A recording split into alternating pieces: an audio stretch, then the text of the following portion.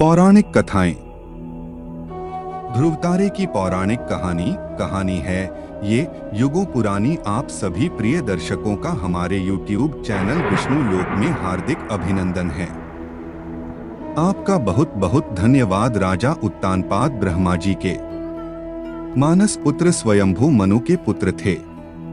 उनकी सनीति एवं सुरुचि नामक दो पत्नियां थीं। उन्हें सुनीति से ध्रुव एवं सुरुचि से उत्तम नामक पुत्र प्राप्त हुए। वे दोनों राजकुमारों से समान प्रेम करते थे। यद्यपि सुनीति ध्रुव के साथ साथ उत्तम को भी अपना पुत्र मानती थीं, तथापि रानी सुरुचि ध्रुव और सुनीति से ईर्ष्या और घृणा करती थीं। वह सदा उन्हें नीचा दिखाने के अवसर ढूंढती रहती थी। एक बार उत्तानपाद उत्तम को गोद में लिए प्यार कर रहे थे। तभी ध्रुव भी वहां आ गया। उत्तम को पिता की गोद में बैठा देखकर वह भी उनकी गोद में जा बैठा। यह बात सुरुचि को नहीं जंची। उसने ध्रुव को पिता की गोद से नीचे खींचकर कटु वचन सुनाए। ध्रुव रोते हुए माता सुनीति के पास गया और सब कुछ बता दिया। वह उसे समझाते हुए बोली, वत्स, भले ही कोई तुम्हारा अपमान करे, किंतु तुम अपने मन में दूसरों के लिए अमंगल की इच्छा कभी मत करना। जो मनुष्य दूसरों को दुख देता है, उसे स्वयं ही उसका फल भोगना पड़ता है। पुत्र, यदि तुम पिता की गोद में बैठना चाहते हो तो भगवान विष्णु की आराधना कर उन्हें प्रसन्न करो। उनकी कृपा से ही तुम्हारे पितामह स्वयंभू मनु को दुर्लभ लौकिक और अलौकिक सुख भोगने के बाद मोक्ष की प्राप्ति हुई थी।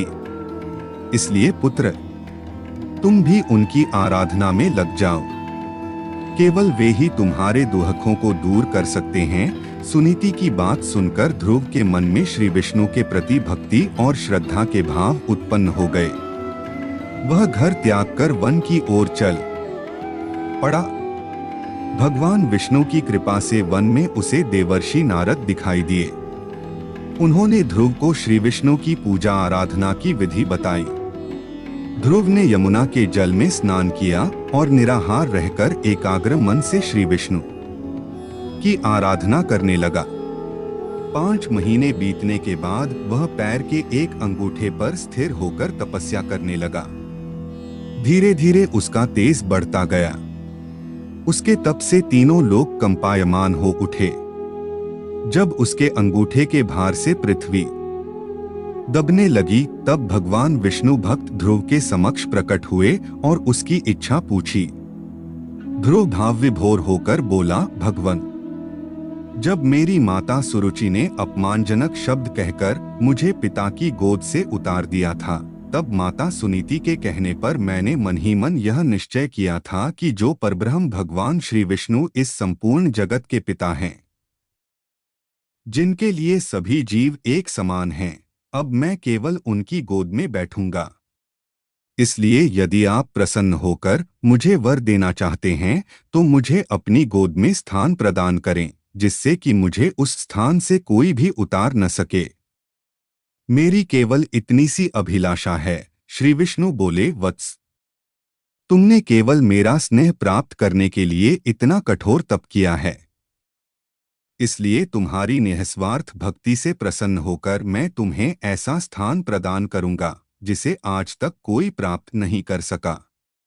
यह ब्रह्मांड मेरा अंश और आकाश मेरी गोद है। मैं तुम्हें अपनी गोद में स्थान प्रदान करता हूं। आज से तुम ध्रुव नामक तारे के रूप में स्थापित होकर ब्रह्मांड को प्रकाशमान करोगे। इसके आगे श्री विष्णु ने कहा, तुम्हारा पद सप्तर्षियों से भी बड़ा होगा और वे सदा तुम्हारी परिक्रमा करेंगे। जब तक यह ब्रह्मांड रहेगा, कोई भी तुम्हें इस स्थान से नहीं हटा सकेगा। वत्स, अब तुम घर लौट जाओ। कुछ समय के बाद तुम्हारे पिता तुम्हें राज्य सौंपकर वन में चले जाएंगे। पृथ्वी पर 36,000 वर्षों तक धर्मपूर्वक राज्य भोगकर अंत में तुम मेरे पास आओगे। इतना कहकर भगवान विष्णु अंतर्धान हो गए। इस प्रकार अपनी भक्ति से भगवान विष्णु को प्रसन्न कर बालक ध्रुव संसार में अमर हो गया। हम आशा करते हैं कि आपको आज की प्रस्तुति में जो हमने आपको पौराणिक कथाओं के बारे में जानकारी देने का प्रयास किया है वो आप सभी को अच्छा लगा होगा। आप सभी का बहुत बहुत धन्यवाद। अगर आपको यह प्रस्तुति अच्छी लगी है तो इस वीडियो को लाइक और ज्यादा से ज्यादा शेयर करें ताकि हमें और वीडियो बनाने की प्रेरणा मिले। कृपया हमारे YouTube चैनल विष्णु लोक को सब्सक्राइब करें ताकि हम पौराणिक कथाओं की जानकारी सब तक पहुंचा सके।